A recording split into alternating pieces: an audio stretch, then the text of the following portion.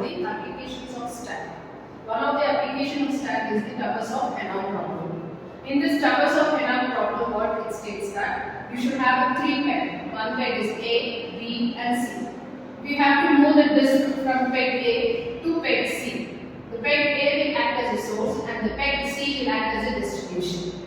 With the help of 2 pegs, it is not possible to move the disk from one peg to another peg due to the rules. So here what we do is we take the another peg as an auxiliary.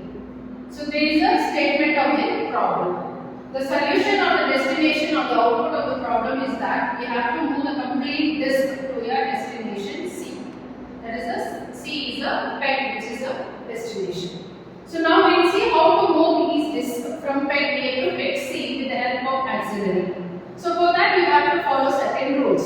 The first rule says that you can move only one disk at a time. And you can move only one disk and that too it should be the topmost disk. You cannot shift or move the in-between disk from one peg to another peg. So these are the first rule. And the second rule states that you cannot place a disk which is smaller and you cannot place the bigger disk on the smaller disk. So these are the two rules that we have to note down in order to solve the towers of Hanoi problem.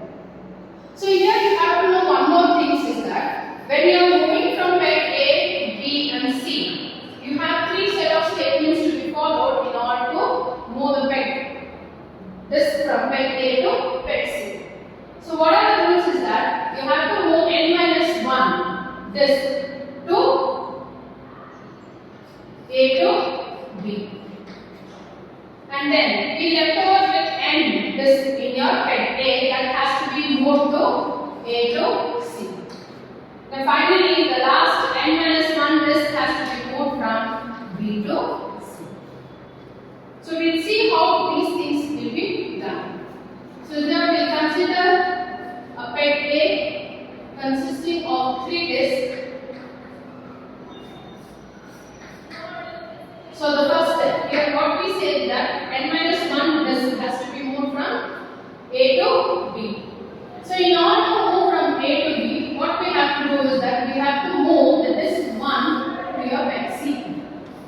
So the resultant of the movement will be in this way. So the disk 1 will be stored in your peg C.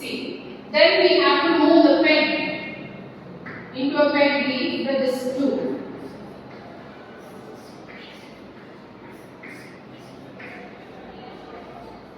So finally, we have to move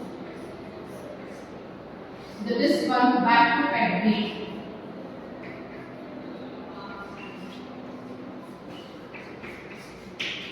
So now you can see that the first step has been satisfied. You can see that all n-1. N here is nothing but there are 3 disks. So n-1 means the 2 disks has to be moved to your peg B using the C as a auxiliary.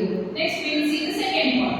Now you can see that in your peg A the third disk is placed. So directly you can move from peg A to C. That is the second step.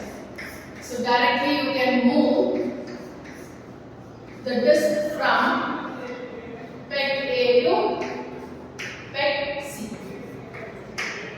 Now as per the target, the peg C should contain the disk 3 first and next disk 2 and 1. So now we have to do what? Next we have to move these n-1 disk from B to C.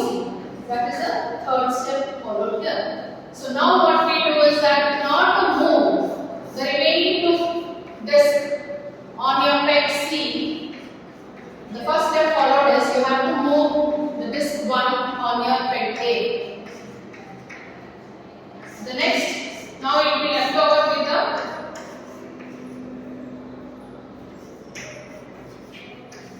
now you can see that the disk 2 is here. Directly you shift the 2 on this, then comes the 1. So finally we have moved from A to C using a B as the auxiliary.